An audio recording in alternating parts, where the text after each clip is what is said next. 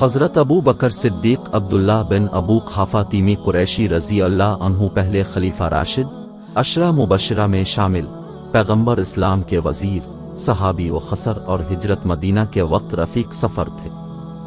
اہل سنت و الجماعت کے نزدیک حضرت ابو بکر صدیق رضی اللہ عنہ انبیاء اور رسولوں کے بعد انسانوں میں سب سے بہتر، صحابہ میں ایمان و زہد کے لحاظ سے سب سے برتر، اور ام المومنین عائشہ بنت ابی بکر رضی اللہ عنہ کے بعد پیغمبر اسلام کے محبوب تر تھے۔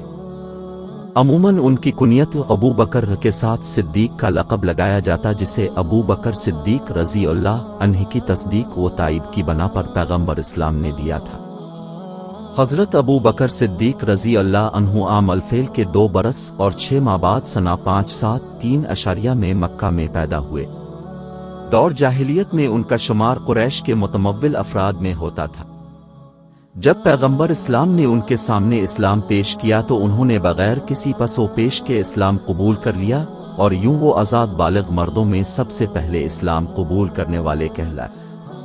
قبول اسلام کے بعد 13 برس مکہ میں گزارے، جو سخت مصیبتوں اور تکلیفوں کا دور تھا۔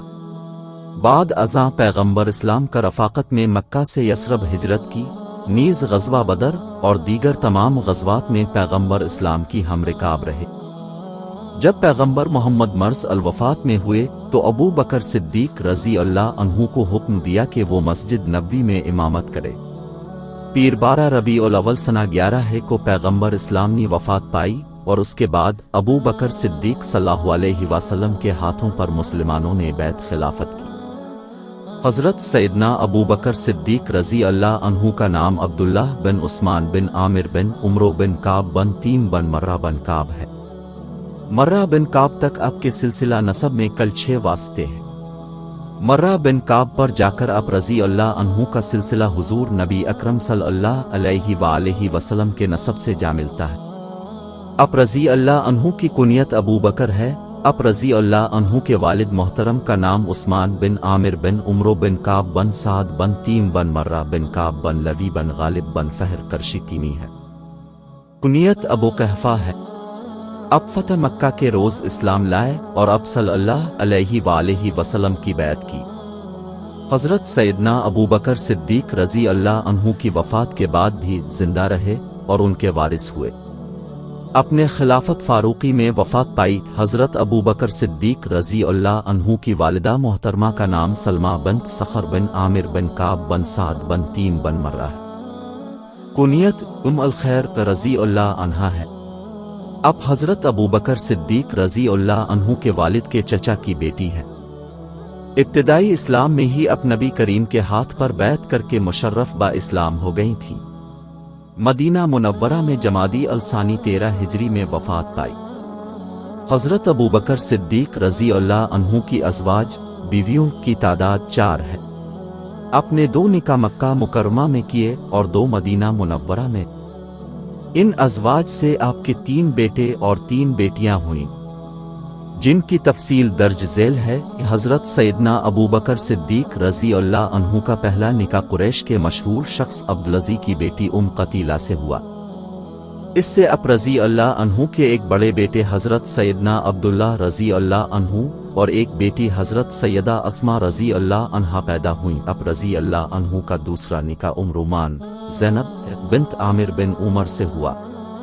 ان سے ایک بیٹے حضرت سیدنا عبد الرحمن رضی اللہ عنہ اور ایک بیٹی ام المومنین حضرت سیدہ عائشہ صدیقہ رضی اللہ عنہا پیدا ہوئیں۔ سیدنا صدیق اکبر رضی اللہ عنہ نے تیسرا نکاح حبیبہ بنت خارجہ بن زید سے کیا۔ ان سے اب رضی اللہ عنہ کی سب سے چھوٹی بیٹی حضرت سیدہ ام کلثوم رضی اللہ عنہ پیدا ہوئیں۔ اب رضی اللہ عنہ نے چوتھا نکاح سیدہ اسماء بنت امیس رضی اللہ عنہا سے کیا۔ یہ حضرت سیدنا جعفر بن ابی طالب رضی اللہ عنہ کی زوجہ تھیں۔ جعفر بن ابی طالب رضی اللہ عنہ کی جنگ موتہ کے دوران شہادت ہو گئی تھی۔ حضرت سیدنا جعفر رضی اللہ عنہ کی شہادت کے بعد حضرت سیدنا ابو بکر صدیق رضی اللہ عنہ نے سیدہ اسماء بنت امیس رضی اللہ عنہا کے ساتھ سے نکاح کر لیا۔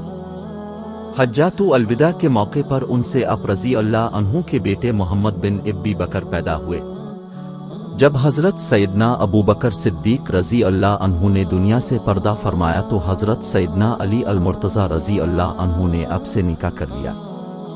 اس طرح اب کے بیٹے محمد بن ابی بکر کی پرورش حضرت سیدنا علی المرتضی رضی اللہ عنہ نے فرمائی۔ حضرت سیدنا ابو بکر صدیق رضی اللہ عنہ کے گھرانے کو ایک ایسا شرف حاصل ہے جو اس گھرانے کے علاوہ کسی اور مسلمان گھرانے کو حاصل نہیں ہوا۔ حضرت ابو بکر صدیق رضی اللہ عنہ خود بھی صحابی، ان کے والد حضرت ابو قحافہ رضی اللہ عنہ بھی صحابی، اب کے تینوں بیٹے حضرت عبداللہ رضی اللہ عنہ، حضرت عبد الرحمن رضی اللہ عنہ اور حضرت محمد بن ابی بکر رضی اللہ عنہ بھی صحابی، اب رضی اللہ عنہ کے پوتے بھی صحابی، آپ کی بیٹیاں حضرت سیدہ عائشہ رضی اللہ عنہا، حضرت سیدہ اسما رضی اللہ عنہا اور حضرت سیدہ ام کلثوم رضی اللہ عنہا بھی صحابیات اور آپ کے نواسے بھی صحابی ہوئے۔ حضرت سیدنا موسیٰ بن عقبہ رضی اللہ عنہ سے روایت ہے کہ ہم صرف 4 ایسے افراد کو جانتے ہیں جو خود بھی مشرف با اسلام ہوئے اور شرف صحابیت پایا، اور ان کے بیٹوں نے بھی اسلام قبول کر کے شرف صحابیت حاصل کیا۔ ان 4 کے نام یہ ہیں: ابو قحافہ عثمان بن عمر رضی اللہ عنہ، ابو بکر عبداللہ بن عثمان رضی اللہ عنہ، عبد الرحمن بن ابی بکر رضی اللہ عنہ، محمد بن عبد الرحمن رضی اللہ عنہ۔ منصب خلافت پر فائز ہونے کے بعد ابو بکر صدیق رضی اللہ عنہ نے مسجد نبوی صلی اللہ علیہ وآلہ وصحبہ وسلم میں منبر پر بیعت عامہ لی۔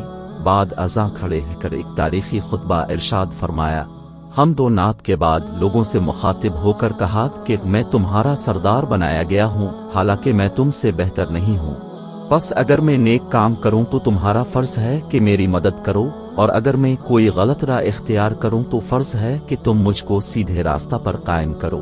راستی اور راست گفتاری امانت ہے، اور دروغ گوئی خیانت۔ تم میں جو ضعیف ہے وہ میرے نزدیک قوی ہے، جب تک کہ میں اس کا حق نہ دلوا دوں، اور تم میں جو قوی ہے وہ میرے نزدیک ضعیف ہے، جب تک کہ میں اس سے حق نہ لے لوں۔ تم لوگ جہاد کو ترک نہ کرنا، جب کوئی قوم جہاد کو ترک کر دیتی ہے تو وہ ذلیل ہو جاتی ہے، جب تک کہ میں اللہ اور رسول کی اطاعت کروں تو تم میری اطاعت کرو، جب میں اللہ اور اس کے رسول کی نافرمانی کروں تو تم میرا ساتھ چھوڑ دو، کیونکہ پھر تم پر میری اطاعت فرض نہیں ہے۔ اس روز قریباً 33,000 صحابہ کرام نے حضرت ابو بکر صدیق رضی اللہ عنہ کے ہاتھ پر بیعت کی۔ ایک 400 سال پہلے اب رضی اللہ عنہ کا خلافت سنبھالنے کے بعد دیا گیا خطبہ آج بھی اتنا پرسر ہے اور یقیناً قیامت تک آنے والے حکمرانوں کے لیے قابل تقلید ہے۔ اسلامی مفتوح علاقوں میں والیوں، عاملوں اور قاضیوں کو مقرر کیا، جا بجا لشکر روانہ کیے، اسلام اور اس کے بعض فرائض سے انکار کرنے والے عرب قبائل سے جنگ کی، یہاں تک کہ تمام جزیرہ عرب اسلامی حکومت کا مطیع ہو گیا۔ فتنہ ارتداد فروغ ہو جانے کے بعد ابو بکر صدیق نے عراق اور شام کو فتح کرنے کے لیے لشکر روانہ کیا۔ ان کے عہد خلافت میں عراق کا بیشتر حصہ اور شام کا بڑا علاقہ فتح ہو چکا تھا۔ خلیفہ اول سیدنا ابو بکر صدیق رضی اللہ عنہ نے اپنے زمانہ خلافت میں عقیدہ ختم نبوت کے تحفظ کے لیے جھوٹے مدعیان نبوت کی سرکوبی کی اور اپنے عمل سے ثابت کیا کہ عشق مصطفیٰ اور عقیدہ ختم نبوت ایمان کی اساس ہے۔ ذمیوں کو جان و مال کا تحفظ دیا اور ان کے حقوق و فرائض کا تعین کیا، اور ریاست مدینہ کے اندر تمام شہریوں کو ان کا جائز مقام دیا، اور حسن انتظام سے تعلیمات مصطفی کو مضبوط و مستحکم بنیادوں پر استوار کیا۔ خلیفہ اول سیدنا ابو بکر صدیق کا زمانہ خلافت نبی کریم کے اسوہ حسنہ کا عملی پیکر تھا۔ اب رضی اللہ عنہ نے اپنی خلافت کے زمانے میں جو بھی اقدامات اٹھائے وہ سب نبی اکرم کے فرمودات کے عین مطابق تھے۔ آج بھی عالم اسلام کے حکمران اور مختلف النظام کے تحت کام کرنے والی حکومتیں سیدنا ابو بکر صدیق رضی اللہ عنہ کے حکومتی و انتظامی ماڈل سے سیکھی۔ محسن کائنات حضرت محمد مصطفیٰ کے جانثار ساتھی نے پیر 22 جمادی الاخری سنہ 13 کو 63 برس کی عمر میں وفات پائی اور قیامت تک کے لیے اپنے آقا و مولی اور حبیب کے ساتھ آرام فرما ہو گئے۔ اللہ کی لاکھوں کروڑوں رحمتیں اور برکتیں نازل ہوں آپ پر اور آپ کی الپاک صلی اللہ علیہ وسلم پر اور آپ کے اصحاب پاک رضوان اللہ تعالی اجمعین پر، آمین ثم آمین۔ نوٹ: اس تحریر میں کسی بھی قسم کی غلطی بشمول معنی، املا، لفظی غلطی پر اللہ کریم کے ہاں معافی کا طلبگار ہوں، اور اگر کسی مسلمان بھائی کو اس تحریر میں کسی بھی قسم کا اعتراض غلطی نظر آئے تو براہ کرم معاف کرتے ہوئے اصلاح کی خاطر نشاندہی ضرور فرما دیجیے گا۔